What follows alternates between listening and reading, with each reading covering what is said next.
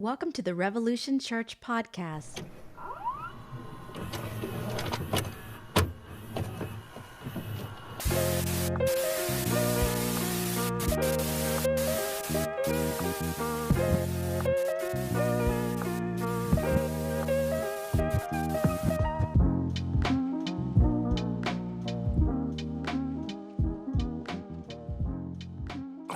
Live and direct. Holiday weekend. It's moments like these when I always realize my glasses are dirty and my pictures aren't straight. I tried to straighten out a few of them beforehand. But that Chris Christopherson one doesn't look straight, but I think it's that the door is just not straight because I kept messing with it. And, wow, a lot of folks showing up. Do you guys see when I post up, getting ready to go live? Does it let you know that we're around? Like, should I start preaching with the gospel? Gospel's making me sweat. No? Okay. Oh, good. Thank you.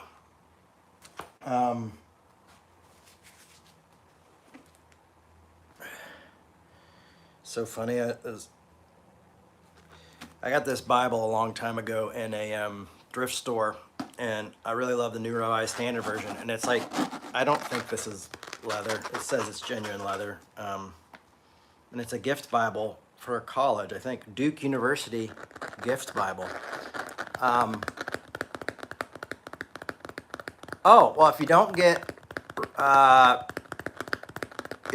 get reminders, you can, I think you can sign up for a alert, and you put your alerts on, it should alert you and go bing. But of course, these days, I think we're all silent. You know, just a few years ago, we were paying for awesome ringtones, and now you barely hear a phone ring. Welcome to another wonderful day. It's Revolution. Glad you guys are here. Thanks for joining me. You know, we're gonna, as usual, beat a dead horse. But it's gonna be good, or we're gonna try to make it good. And so last night, this is crazy. So last night, well, there's a couple things happened. A literal dumpster fire at my apartment complex. The dumpster literally was on fire, and they had to give us a brand new dumpster. So we have this brand new bright green dumpster. But we literally had someone just decided to come in and set the dumpster on fire, which, I don't know, maybe it was art. And then last night, I was having a hard time sleeping and literally started to fall asleep around 2 o'clock. And the repo man decides to come and get somebody's car. And he's got one of those flatbed trucks, and it's beep, beep, beep, beep, when it backs out. And we have this little corner, like this little, you come back in the back, and it doesn't go around, but you think it goes around. I learned that when I moved here in the hard, tough way. And so, you know, towing this car, it was, I was like, wow, this is just awful. No one can sleep. So that's my weekly complaint to you all. My kids are been out of town with their mom for 2 weeks. They get home tonight. I'm so excited about seeing my kiddos. I've missed them so much. It is driving me nuts. And trying to keep myself busy. And, you know, the first week we got to do some work on the documentary that we're working on. Man, you guys, this documentary, we've got some really cool people involved with this doc about my mom. I can't really go into it too much, but it just keeps getting better. It'll be next year, and it'll be somewhere where it'll be easy to find, like probably on one of your not cable channels, but, you know, Netflix, whatever, those type of companies, HBO, whatever. But yeah, it's just, we've gotten a lot of great people to participate in this. And it's also about my parents, and I think it'll shed a different light for folks, you know, kind of getting a firsthand look by people who were there firsthand. and I'm just really excited about it. So we spent the first week in LA shooting and working on that stuff, and we just keep getting good people, and some family. So it's cool. I think it's something that my kids will be able to look at and be proud of. So I'm excited, very excited about that. Keeping me busy there. So yeah, very excited about that. So, oh yeah, I was looking for a Bible verse. Can't do two things at once. So yes, that's happening. Cool stuff going down, and here we are at the service, and yeah, we're going to talk about what we talk about, and we're going to start in Philippians, and I've got a few thoughts on things.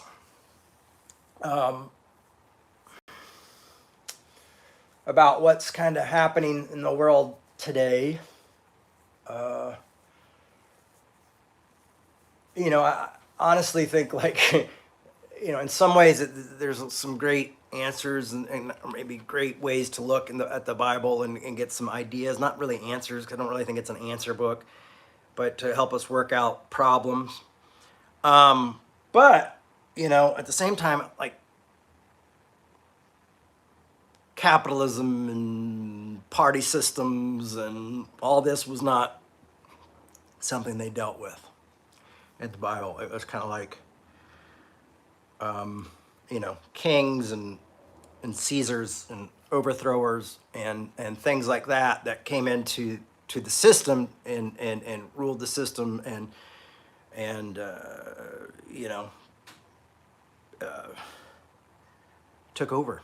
They were living in literally occupied territory. Ironic. So let's look at that just a little bit.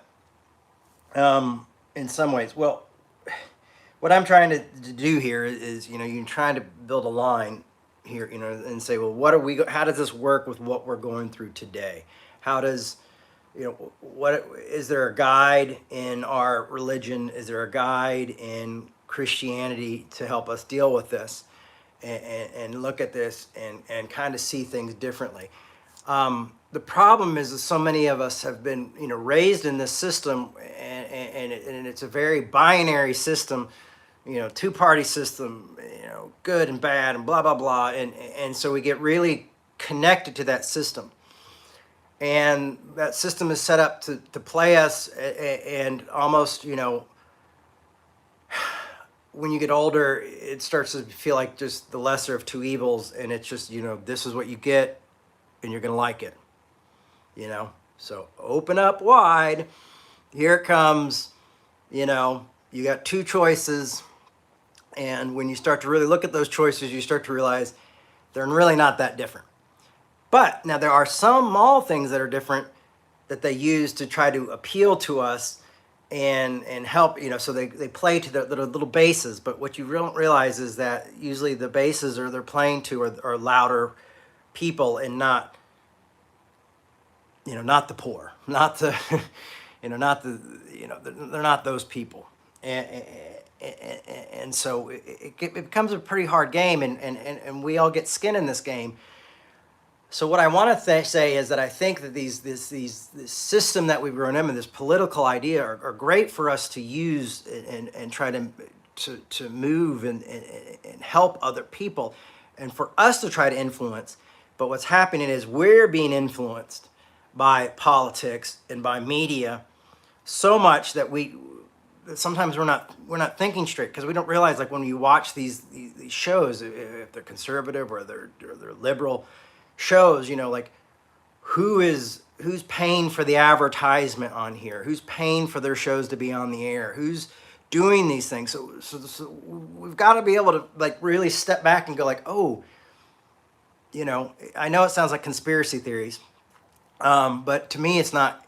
When you just start to take a bigger look at this stuff, it starts to get a little frightening, and it's just strange how we will jump on the party train even when it's different than what we've been before.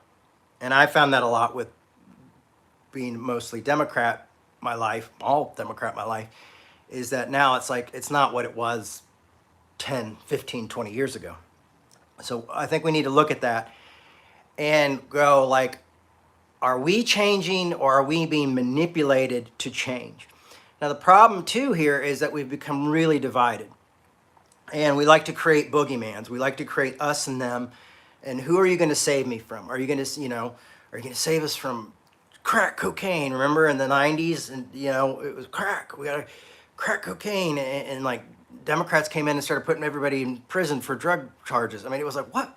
That's when I started to, realize the big change is happening. Like, this is probably not the best way to, war on drugs. And it just continued, like it started in the 80s and then went into the 90s. And it wasn't Republican or Democrat. They just both were like, we've got somebody for people to be afraid of. So poor minority groups, boom, And now it seems like politicians are running our country and influencing us to be afraid of each other. And that's what I don't like. That's where I think we're missing it, is where it's like we're not afraid of, we shouldn't have been afraid of, honestly, we should not have been afraid of poor minorities. That was ridiculous too. But now it's like the Republican is the bad one, or the Democrat is the bad one. These are the baddies. And so we've got to be split. I saw a cover shot from The Economist today, and it was all the different states. It was talking about state rights, and it's talked about how our country is like completely divided. And so it had all the blue states all made to look like America, but it had all the blue states on one side reshaped, and then like Florida was California instead, and then it had all the red states over here, and it showed this separate line. And it boils down to economics in a lot of ways, and an economic game. So anyway, that's another story. The story here is, as people who are followers of Jesus and this idea of Christianity, this religion or faith, whatever term you prefer, is divided, is completely divided. And the weird thing is it's not so completely divided by theological differences or, scholarship, big scholarship differences. When I was a kid, it was like, the Baptists don't speak in tongues, the Assemblies of God do, and they think each other's evil for it, and Lutherans are kind of Catholic light, and we're not sure about the Catholics, and we're not sure about the Lutherans either. It was all this like stuff over like theological differences. And now it's like we've united to become like, it's not about theology, it's about, are you progressive or are you conservative? And those two groups seem to cover a whole lot of people. Like, progressives are like, oh, I'm deconstructing. And the conservatives are like, no, don't deconstruct. Oh my God, what's going to happen? And everybody's fighting, And then a lot of times the deconstruction is just like, this means I don't believe in God anymore. And it's not even deconstruction is even deconstruction anymore, which was really weird. Because like, if you want really good deconstruction, scholarship. Scholarship is the way to go if you want to do biblical deconstruction. But really deconstruction is something else, where it's taking words apart. But that's a whole nother story. It's too literal of a phase. Of an idea for me right now. But so you've got all this stuff going on. We've got the two of us. And what's great is hopefully, by the people who listen to this and watch this, we all have different belief systems on these ideas. And so, I'm always talking about, scapegoating and being divided. And so when our president comes out and says, these people, you've got to be afraid of these people are dangerous. There's a part of me that's like, yeah, oh, right. And then there's a part of me that goes like, wait, no, I know conservatives who did like Donald Trump, who aren't crazy and aren't insane and aren't awful people. And there's nuances there. I don't necessarily understand why, but I know these people. And I know some who are completely crazy. I also know that on the left side. So the point is like, now the enemy it's this group, or it's a portion of this group, and we keep creating this enemy that keeps dividing us to points where we can't talk because we're told those people are dangerous, those people are sick, and it's like, it's politicians. And I will say this, I really do firmly believe in the United States, politics has completely taken over priority than anybody's faith and religion. It's almost everybody, when I want to find out what they believe, what their system of belief is no longer what their denomination is, no longer what the nuances of theology is. It's, are you progressive or conservative? So it's almost like this political realm of like who's in and who's out. And there's some people who walked the line. I think Shane Claiborne, I think he's always walked some middle line, and that's always been really interesting to watch. But I think our faith, if you think the Christian right, like in the 80s, the moral majority grabbed Christianity and did it and then screwed it up. Well, now we've all grabbed it. And now we've all said that our God is politics. Our God is, politicians. And these are the people who and they don't work for us. I'm sorry if I'm getting too, and I think across the board, not Republican or Democrat. I mean, these people are big pharma, big industry, big war machines, big thing, insider trading. Like you go and you become a representative or something, and all of a sudden you have a lot of money, and you're like, oh yeah, I think healthcare for everyone is the way to go. And then you're going, I've second thoughts on that healthcare thing. I think maybe everybody should have their own choice. And you're going like, well, you just got a huge donation from these people. And I've seen this happen over and over again where money dictates what our leaders are doing. And I get it. I mean, if I was in the same position of being like a senator and a group came up and said, well, we can't give everybody insurance, but we can make sure that everybody you love is always taken care of. You go like, is it easy for me to just shut off everybody else in the world if all the people I love are taken care of? Well, okay. None of us are always in that situation. Have been in that. Not a lot of us have been in that situation. So you can see how that would be tempting to throw the rest of America or the rest of the country, the rest of the people. Well, it's just healthcare, and they'll do okay. I mean, healthcare is so horrible in this country. I have health insurance, and I'll go to a doctor, see a doctor. I went to an eye doctor. They made an appointment, and they needed to make another appointment to see something else about my eyes. And they go, oh, wait, this one's more medical. This one is an eye, and this insurance doesn't cover the same place. Your insurance doesn't cover this part, so I have to go somewhere else. So they have to go. Well, we don't know of doctors who has that insurance, but we know a single guy who has this insurance. You can go see that person. So then I went to the doctors to get some checkups, and I had high blood pressure. And put me on blood pressure pills, did all this stuff, sent out all my blood work and stuff. Then I get a bill separate from the people who did the blood work saying, well, we don't cover the same insurance. I'm going like, this is one doctor's office, and they sent it off to another place, and you're saying I have to, I'm having to take care of that right now. Point is, it's a mess. Even when you choose your own, it is a mess. It is tough, and people are going through hell. Yesterday when I was in the grocery store, I saw this guy, who must frequent the grocery store a lot because he's talking to this woman who works there. And he goes, so, hey, honey, how are you doing? And she's just like, I'm having a really rough time, and it just is what it is. And she sounded so defeated, and she sounds so hurt. And I kept thinking of ways like, is there some way I could go up and like, it's going to be okay? But I didn't want to seem like some weird stranger just baiting into her life. But it was sad, and I was sitting there thinking like, how many of us are just like barely holding on to life, suffering through all this stuff. And then, our leaders are constantly trying to just divide us even more. And the media plays a huge part in it. And we just buy it hook, line, and sinker. Our pastors play a big part of it. Our churches play a big part of it. They buy it hook, line, and sinker. And all of a sudden, Christianity, you don't recognize it anymore.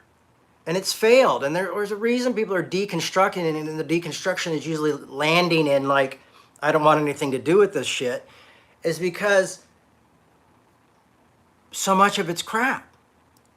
So much of it's crap. Even some of the stuff that we've held for hundreds of years as truth is just not biblical truth. It's not theological truth. It's just something that we've all accepted, and since the majority thinks it, we go with it.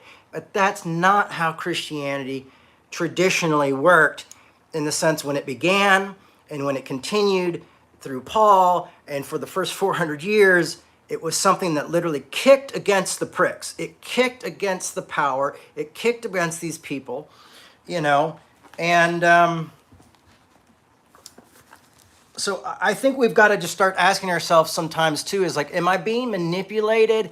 Am I being appeased for a bottom line?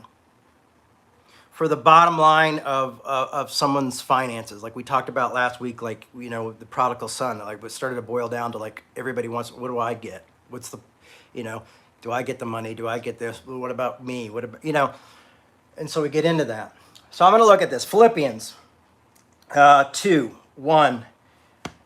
If there is any encouragement in Christ, any consolation from the love, any sharing in the Spirit, any compassion and sympathy, make my joy complete. Be of the same mind, having the same love, being of full accord and of one mind. Do nothing from selfish ambition or conceit, but in humility regard others as better than yourselves. Let each of you look not to your own interests, but to the interests of others. Let the same mind be in you that was in Christ Jesus, who though was in the form of God, did not regard equality with God as something to be exploited, but emptied himself, taking the form of a slave, being born of a human likeness, and being found in a human form, and humbled himself and became obedient to the point of death, even death on the cross. Therefore God also highly exalted him and gave him the name that is above every name, so that at the name of Jesus every knee shall bend, heaven on earth, under earth, every tongue shall confess that Jesus Christ is Lord, the glory of our Father. Now, what we're looking at here is this idea, but, please be of one mind. Please put others above you. When we start legislating, when we start to legislate our convictions, our religious convictions, it can get tricky. Now, I believe in full protection of minorities, and I believe we have to do that. I don't think majorities can vote on minorities' rights. I think it doesn't work that way, and there's the problem with the system when that happens. But it's not about faith anymore. It's not about loving people. It's not about being equal. It's about what side are you on. And to me, it says be of one mind, one accord, be like Christ. Don't hold on to yourself. Don't demand your own way. And when we have like these mean preachers, these mean religious people, we're just mean as hell to each other. Like I watch my Facebook, my personal Facebook. I have a private Facebook for family and stuff, for pictures and stuff. And I watch my conservative friends and my liberal friends, and it's like watching everything they post, and it's like night and day. Black and, like, this guy's insane. This guy is going through hell. We got to pray for him. This is that. And it's just back and forth. When I was a child, you were, blah, blah, blah, it's all this like noise of arguing these weird things about like how bad one guy is or how good one guy is. And, how better it was, in my day, or how great it is, that we've got to be more, and it's just these are, and they're not having arguments. They're just stating things, and we're drawing lines in the sand, saying this is who we are, this is who I am. And what I found is like for this idea to really go this idea and to put others above yourselves and to be patient with others and to love your neighbor as yourself and to love your enemy as yourself, it gets so difficult now because you want to give your enemies or those who you don't agree with the benefit of the doubt, and then you give them the benefit of the doubt, and then your own community says you can't do that. Oh, have you been red-pilled? I mean, I don't know how many times people ask me if I've been red-pilled. I'm like, no, I haven't been red pilled. I took a red and a blue pill, basically, took them both and stood back and watched and said, oh my God, they're both full of shit. And now they're dictating who we are and what we do and how we treat each other. Like, when did you think like a major city in America would not have proper drinking water under Democrats? Okay? For all the people who are like, I'm a bleeding heart liberal. We could never let anybody. This is what's happening in this country. So to think that one side is better than the other, or when Democrats are going like, we got to go to war, and we got to fight, and we're getting behind wars, and I thought we were peaceful, So it's hard to find, so for me, it's hard for me to have conversations with folks and to find equal ground when I'm trying to find equal ground with people I don't agree with, and then the people who do say, well, we're all on the same side, we're one, all of a sudden go like, hey, what are you thinking? Are you starting to think like your dad? Are you, and you're going like, well, no, I'm having a conversation. Like, get off my back. I don't like these rules. I don't like these rules that we continue to make up. Like, I don't like these ideas. I don't like this, like, judging some person's whole personality based on one or two things that they don't agree with. Like, we don't have room for disagreeing, much less disagreeing well. Who's in and who's out? I've watched it, and it's tough. Is there an easy answer?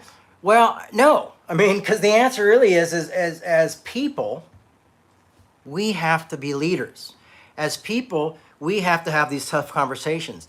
When someone comes to us and says, oh, have you been red pilled? You go, no, I don't care about that red or blue thing. What I care about is us being humans and talking to each other and finding out what the ultimate problem is here. Like, what's the bigger picture? What's the deeper issue here? Why do we keep doing the same thing over and over and over again to each other? World, I've not seen any party save the day.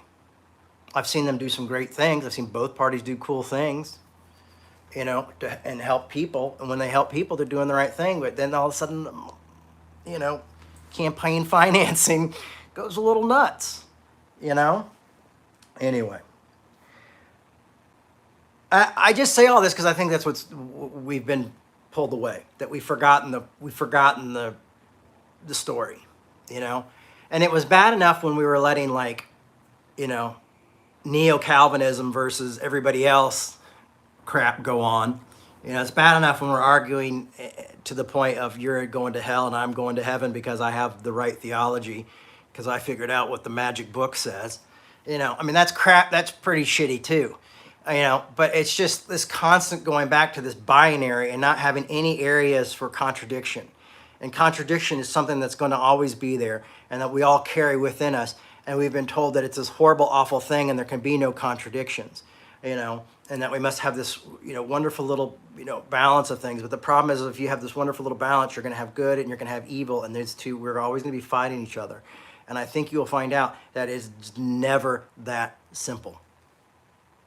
And if you rely just on the media or just on the few people in your family, like, just my family members, they represent the whole party that I don't like. It's like, so then you go like, family members are hard to get along with anyway. But how many other people or do you just live in your own bubble, in your own system, judging people who aren't in your bubble and aren't thinking your way in their own system? And then just being like, and now we're all afraid to speak up, so we just stay silent. And I'm damn tired of it. I think it's our job to speak. All right, so we'll go on. We read that. What does it say in Corinthians?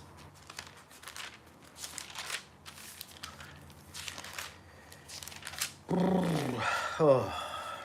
Sorry, folks. I got a lot of energy today. I'm excited about seeing my kids. And this stuff is driving me insane. It is driving me nuts. And it's like we don't remember history. We don't, and we're not teaching our young folks like church history and things like that so they understand where we've come from and what we've done, And it's like, so we're all arguing these things, and we're going like, wait, no, but we need to talk about, like, this is what happened before. This is what's going on now. It's like, I don't know. I mean, I definitely feel like Christianity is a failed religion at this point, as far as what I understand the concept of grace to be, and then what I see it now happening in the church. So if I'm too harsh, people used to always like, oh, Jay, you're so angry. You're just so angry. And I'm like, well, yeah, I'm kind of angry. Well, you got to get over what your parents said. Well, okay, now it's not about my parents. Now it's about like what I'm watching my political friends going through, what I'm watching people in my neighborhood going through when they're getting their cars repoed in the middle of the night, because they can't afford to pay their bills, and when, some of my neighbors, I have a very diverse group of people in my neighborhood, a lot of them are minorities, and a lot of them vote differently than I do. We have different, but we're in this together. We're in this together. And I'm going like, how do we live well and have good communication and not tear each other apart over politics, over this issue? I love the way that Dr. King, and I think a lot of people took what Dr. King did and then just went to the nth degree, but I loved how Dr. King came and he spoke against Vietnam when it was going to cost him everything and cost him his political influence. So he knew political influence was important. He knew being with politicians was important. But here wasn't a guy who was towing a line. Eventually he had to speak out against Vietnam. And it cost him a lot. It cost him his popularity. I think his popularity was at its lowest when he was assassinated. So he had to speak truth to power. And I think the truth isn't going like, we've got to get rid of abortion, or, we've got to do more for my LGBTQ people. It's going, hey, we know you're manipulating us, and you got to stop. We know that you're in on it. You're getting paid to do this. We know that the system doesn't work. We need new laws. We need new rules. We need new things to change. And that's my political part. But Christian part, the Jesus part, the following Jesus part is we need to be compassionate with each other. We need to sit down and have these tough conversations. And everybody, I see all of these comments. I mean, well, it's a lot harder than you say. I don't know if I can do it. Well, that's the point. That's why I'm saying they're tough, hard conversations, tough conversations. Argue well. It's still arguing, but we do it well, and we do it out of respect, and we do it with the hope that love is a force capable of turning an enemy into a friend. And that's what Dr. King said. And I believe Gandhi said something as well to that gist. So yes, it is tough. Everything is tough. This is the taking up your cross. This is the narrow road, So it's like, if I have to be like, I've already been canceled by the conservatives when I took a stand a long time ago. And now, if my progressive friends have to cancel me because I'm loving my conservative friends, well then so be it. I'm not doing great right now anyway. If I'm not in bed by 9, my mind starts to race and I start to have these really depressing thoughts and I get really worried and I get really scared about the future and things like that. And I share that with you because I just don't think I remember ever having anybody in leadership share that with me hear people share that kind of stuff with me, and I get like, yeah, depression gets to me. Bad negative thoughts get to me. Feeling desperate, feeling like there's no hope left in this world, get to me. Wondering, what's the next move? What am I going to do for the rest of my life? How am I going to make, these things haunt. I think they haunt us all. An example is like I talked to some family this week who I hadn't talked to in 30 some odd years probably. And unfortunately, being introverted, and then my family, how they were so protected so many years and just pulled back. I don't know why we weren't more outside or, more with our cousins and uncles and nephews and nieces and stuff. But, I talk to them and I follow a lot of them online, and they're conservatives. You know what? And talking to them, it was like talking to talking to one of my relatives was one of the easiest things I've done. And it's so loving, so graceful. I felt loved. I felt hoped. I felt connected because, I haven't talked to my dad in like 2 years.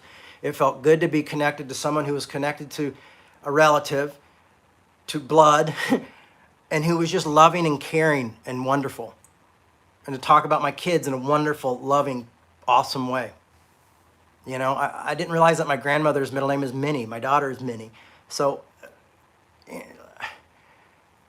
and that makes my heart leap. But if I have this thing of where I have to argue every time I see something online I don't agree with, especially if it's somebody I care about or love, how are we ever going to have a conversation? And how are we going to have a conversation about the important things? Kids and life and living and making it day by day, you know? If they know where I stand, I know where they stand, and, you know? Anyway. The Bible doesn't make room for us to cut each other out. It literally calls us to unity. It calls us to love our neighbors, and then it tells us our neighbors are also our enemies. I mean, honestly, like, if that should be enough deconstruction for you right there, just throw it out. Like, if you don't want any of that shit, just take it, throw it out, live a life, live a good life, do your thing. But that's the road you're going down. If you really think you're going to be a follower of Christ and Christianity and all that stuff, then you're going to go down this road that loves Pharisees and loves prostitutes and tax collectors and you know, and all these people who are enemies. And you're going to love your enemies' enemies, and your enemies will become your enemies. Your friends will become your enemies. Everybody will get mad because you're loving the wrong people. And that's what Jesus did. And that's why they killed Jesus, because Jesus did not hang out with the right people. He was causing a lot of trouble. He was not seen as sinless. He was seen as sinful for the people he spent time with and ate dinner with. He was seen as unclean. He was known as a drunkard and the worst type of person, and he kept the worst kind of company. And no matter what your company was, he was keeping bad company. So, like, if they saw him, Jesus, with the Pharisees, which sometimes Jesus would sit down and talk to the Pharisees, I'm sure the other folks, the notorious sinners, got freaked out. And the notorious, you know, everybody got freaked out. But this is the road that's asking us to take. I don't know why growing up they didn't say, like, oh, we've got to love everybody. And that's the hard part. That would have been enough for me. I didn't have to hear like Smurfs or Satanic. And, you know, Another One Bites the Dust says it's fun to smoke marijuana backwards. I heard a rock musician recently say, he's like, man, we could barely write the music forward, much less backward. You know, he's like, all these people have heard these messages. And he's like, man, I have no idea how that happened. It's the power of Satan, brother. Sorry, I'm on a roll today. 1 Corinthians. Is it 1 Corinthians? I think it is. 1. 13. Is it 1? Oh, yeah, 13. Okay, sorry, guys. I was all the way over here. I'm preaching today. I'm preaching. And it's funny because, like, I went from hearing, like, you know, these groups are, you know, this is satanic, Smurfs are satanic panic, backward masking, to, like, in high school, like, asking my mom if I could borrow her eyeliner to go to the goth club, you know, and be cool. So, you know, there you go. 10,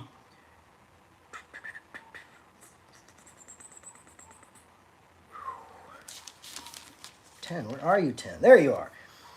So, and 1 Corinthians 1, 10 through 7, it says, did I say 10 through 17? Sorry, forgive me.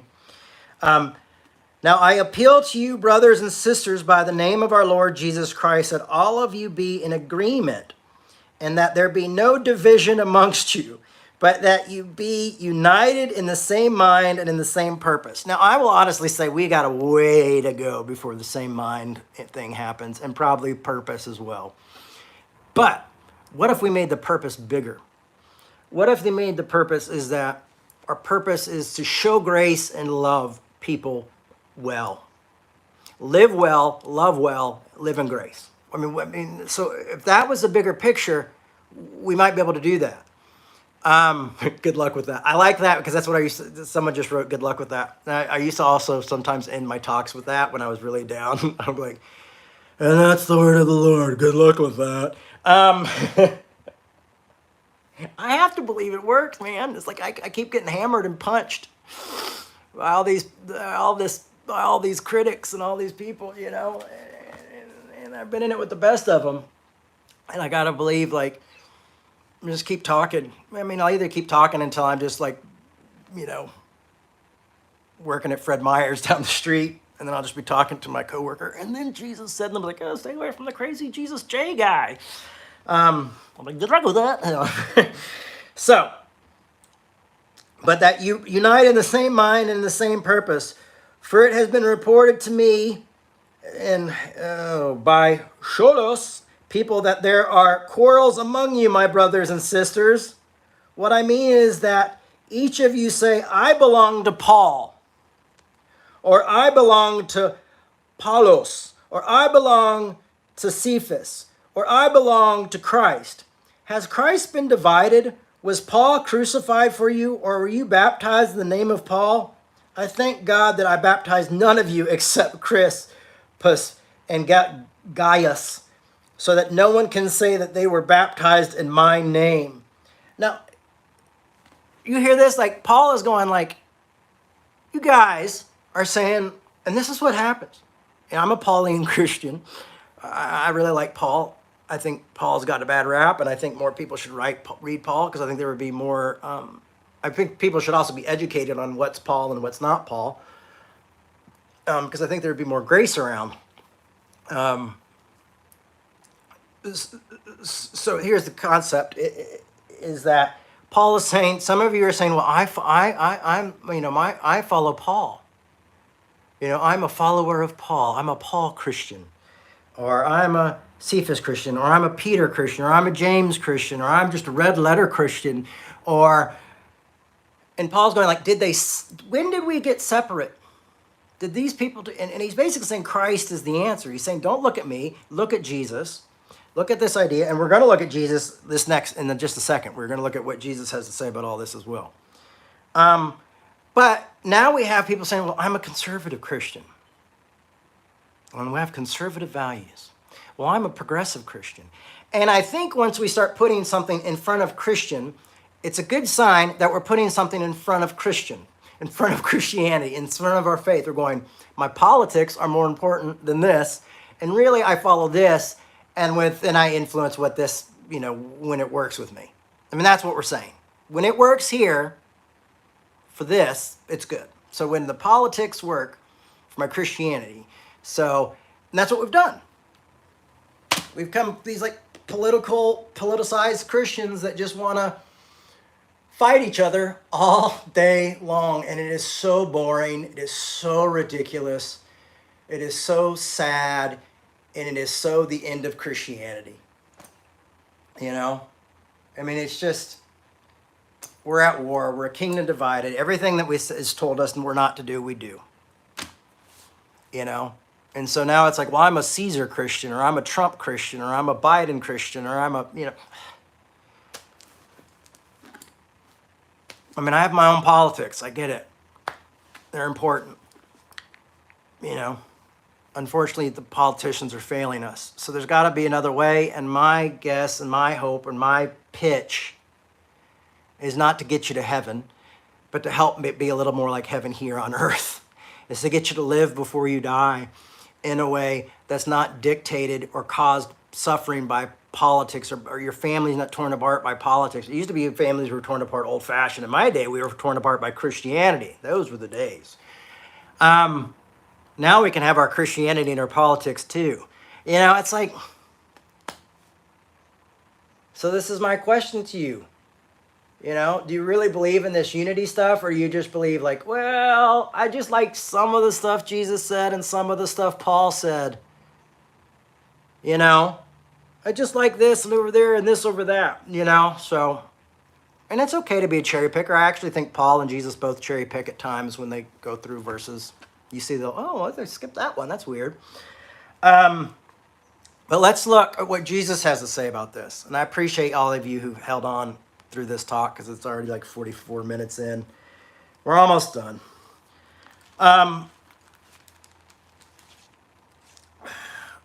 We'll go to John. Not my favorite gospel, but it's okay. We're going to go to John 13:34. And this is Jesus. This is Jesus talking to his disciples right before he's about to just be killed. And so Jesus is at the Last Supper. He's having a conversation with his disciples. And Jesus decides to say, like, okay, what have I got to leave these fellas? What do I got to leave these folks with? I got to nail them with some hard truth. Maybe I'm going to give them the secret. The secret. Here's the secret. I'm going to give them the secret verse, the secret handshake. How people will, they said the fish came from people one drawing half side of the fish, and then another person would come up and draw the other side of the fish. Know that they were Christians, so they weren't killed by Romans. Not sure if that's true, but I like it. But Jesus goes, listen, guys, here's the secret handshake. This is how you're going to know who's in, who's practicing the Jesus thing, who's following me. And this is how other people will also know who you are. Listen, so hear this out. This is it, man. This is the key. This is the key. What Jesus says, this is how people will know you're one of my folks. And this is it. This is the secret handshake. Are you guys ready? So Jesus says, I'm going to give you a new commandment. Can you imagine being with Jesus? And then Jesus is like, because Jesus already said, like, you've heard an eye for an eye. But I say, if you hate your neighbor, you've committed murder. And you're going, lust, the whole lust thing, I don't like that. What are you talking about, Jesus? Jesus kind of changes things up a little bit. And now he's going to give them a new commandment. And they don't realize that, because I don't think they were all like realizing like, oh, Jesus is going to be dead in a couple days. I mean, maybe Judas was like, oh, I better write this one down. But things are about to get bad. Jesus could tell what was going on in the world. And he goes, here, I'm going to give you guys, this is a new command. And this is how people will know you're mine. That you love one another. Just as I have loved you, you also should love one another. By this, everyone will know that you are my disciples if you have love for one another. That was Jesus' new commandment, which wasn't new at all, which would have been kind of disappointing. And I thought we were going to get like some new thing, but this love thing, you keep hammering me with this love thing. And then Paul takes that even further and says, yeah, and that means Gentiles and this and that. And so Paul builds on that message and continues to be more inclusive. In the biblical Bible, especially in the New Testament, moves to be more inclusive as we go through Christianity. And so Christianity, I believe, is always supposed to be including the other, showing grace, showing mercy, showing love, loving your neighbor as yourself, loving your enemy. Because also then you start to realize that, oh man, we all need grace. We all need this idea. God, life is tough. Life is too hard for me to freaking hate somebody because of a reality star or because of a politician. Like, these guys are not the best people in the world to freaking base my life on. These parties are not the best systems in the world to base my life on. What I'm going to base my life on is community and on people. Now, I'm not saying like community, like we're all hanging out in a room and we're having a party. What I'm saying is that I'm going to try to see all humanity worthy of love, even those I disagree with harshly, even my enemies. Like, that's when Dr. King would say, my enemies are victims as well. They are victims of misinformation. And he was able to see that and word it in a way that where he was able to even love his enemies and see, I've got to set them free as well as my people who are being marginalized and being discriminated against and fighting racism. But the only other way to fight racism is to let these racists see their humanity and see that they're in the wrong. But they have to realize, I have to love them and be patient with them and sit down and have conversations with them to teach them well. Dr. King, when Dr. King was shot, it was said that, I wish I could remember who it was. It was somebody really cool. Said, that the white community lost one of its greatest advocates, one of its greatest allies, because he cared enough to say, hey, I love you as well, and you need to change. What you're doing here is wrong. Right? It gets deep. It's not easy. It's not easy. I'm not telling you it's easy.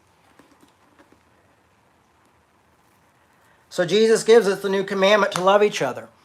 Now, that's how they'll know you belong to me. And so I saw a few weeks ago, and I think I shared this with you, is this tweet that said, I don't know any non-Christian who looks at Christians and says, oh yeah, I always know Christians because they love each other or because they're so loving. Nobody looks at Christians that way. I'm actually more afraid of Christians than I am of non-Christians. I've had friends who stopped being Christians, and I thought, wow, they became better people now that they're not Christians anymore. They've become kinder, more loving, they've become more Christ-like than they ever were in their life before. You know? Because they were tied up to American traditional evangelical conservative legalistic Christianity, you know? Sorry, conservatives, I didn't mean to get you there. Because now some of the liberal Christianity is kind of getting so like, ugh, I can't stand it either because it's becoming that in and out as well. And that's the problem is when we have these ins and outs and us and thems and who's stuff, and we're not being known for our love for one another. We're being known by who's in our group and who's not.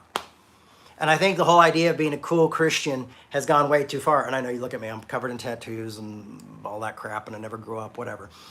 But the idea is it's gone too far. Hey man, I'm cool, we're cool, yeah, I'm with you, yeah, oh no, screw those guys. You know, it's like, how far are we gonna go?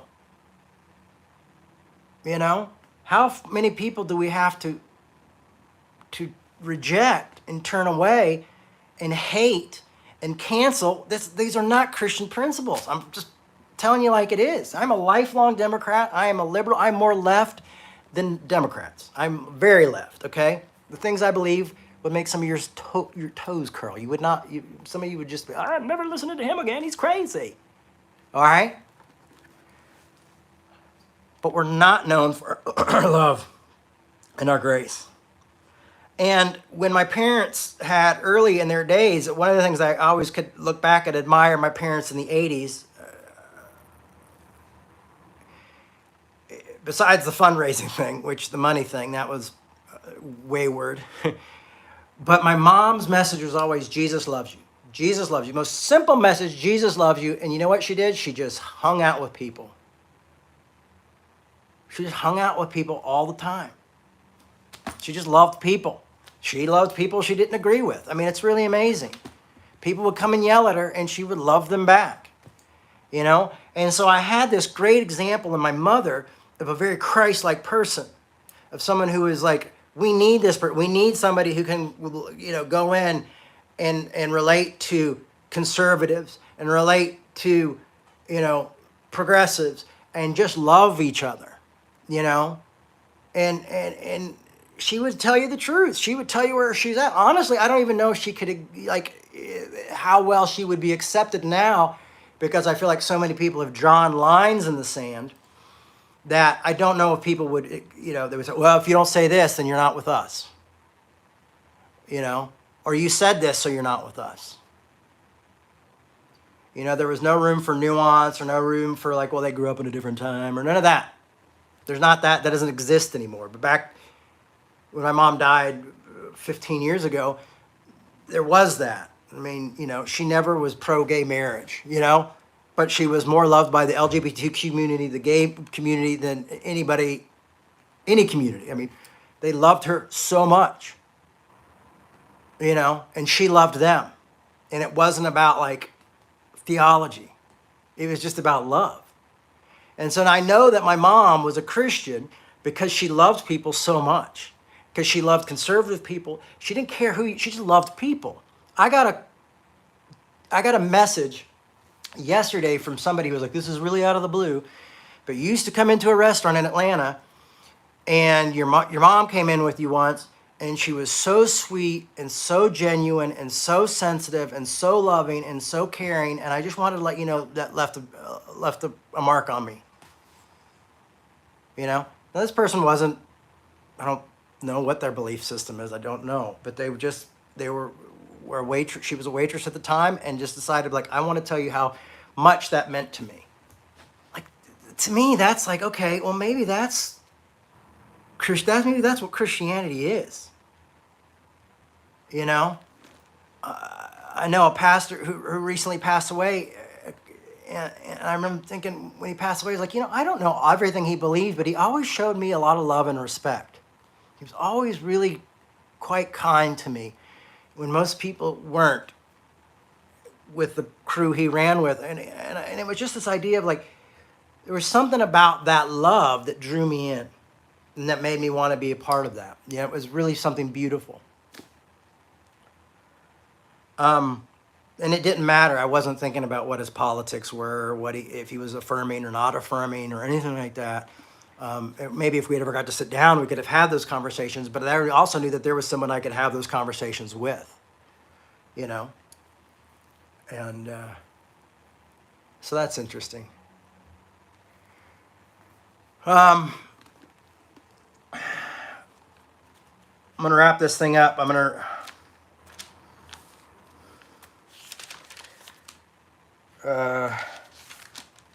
with one of my favorite scriptures, and unfortunately it needs to be read until we get it. And I want to say, like, I was thinking about that. One of the things I wanted to say before I read this was, I was thinking about how we all hate that idea of love the sinner, hate the sin, love the sinner, hate the sin. And we're like, oh, no, those two get mixed up, right? So we don't do that, And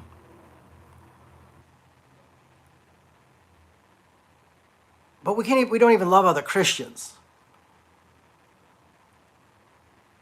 because of their politics or because of their theology or because of their this. If we love people, I do believe we'll try to help them see the truth. I do believe that we'll try to, and that's where the hard conversations come in. That's where the tough conversations is when we don't go straight to war and cancel each other out. But that's where we have the hard conversations. That's where nonviolence comes in, I believe. The principles of nonviolence. There's some great books on nonviolence. I'll try to recommend them next week if I can remember. So Galatians 4, or actually Galatians 5, 14, 15. For the whole law is summed up in a single commandment: you shall love your neighbor as yourself. This is the Apostle Paul to a very split, divided community. So he says, you shall love your neighbor as yourself. If, however, you bite and devour one another, take care that you are not consumed by one another. And I believe we've become consumed. I'm so consumed that this is all I can talk about is like, how do we just learn to treat each other with respect and love and grace? Like that. That's the only place I want to go right now. And so you probably come back here every week and go, like, oh, that same old damn thing about arguing well and listening well, because you got to listen too. Listen to what they think about you. There might be one or two things in there that they go, okay, I can work on that. But those other things, that's who I am. We can have those conversations.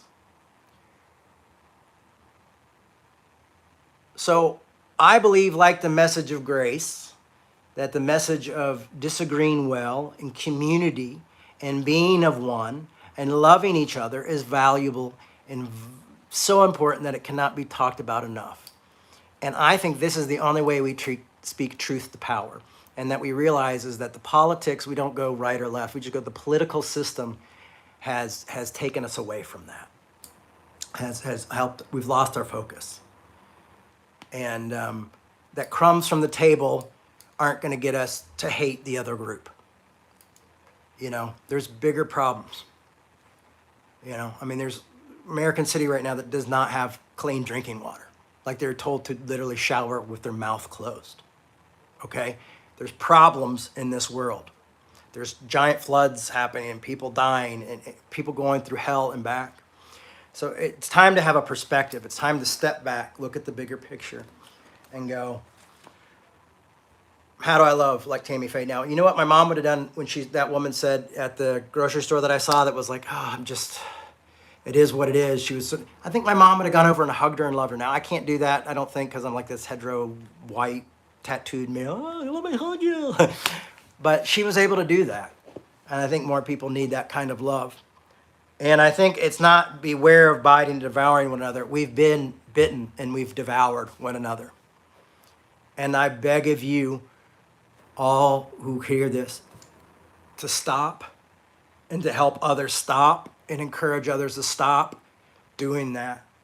It's just so easy now to like kick a type of religion or politics you don't like and just kick it and say, oh, it's all bullshit, and make fun of it, you know, and not realize that maybe there was originally a reason behind it or a purpose, or that this person fell into this or this happened, you know, not looking at any of the details, you know, because then we're not human anymore, you know. We're just, you know, we're like sports, like a sports team, like wrestlers or something, you know.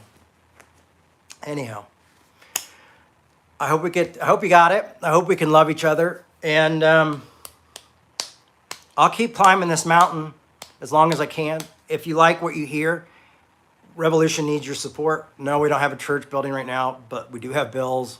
We have lost some, I keep talking about the lost donor. It was a good donor, that's why. Revolutionchurch.com, donations at the top. We put it at the top because we need donations. And we're working to better ways to figure out better ways to communicate with you guys and be here.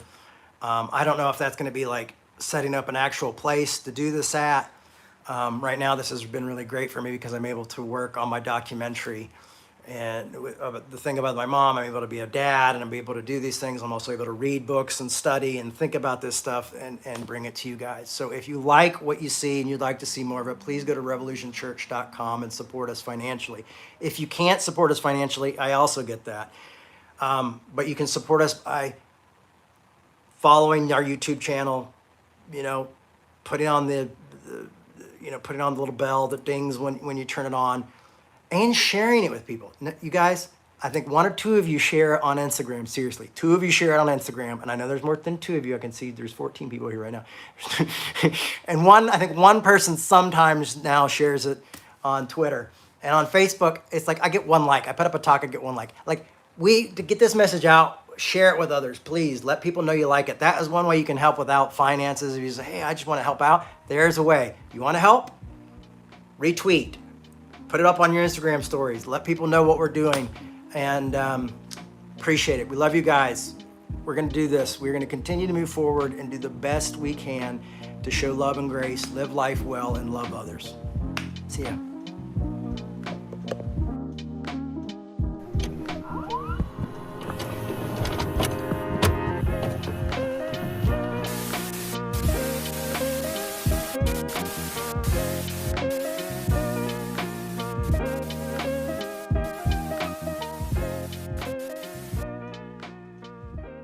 Thanks for listening. We hope you enjoyed this podcast.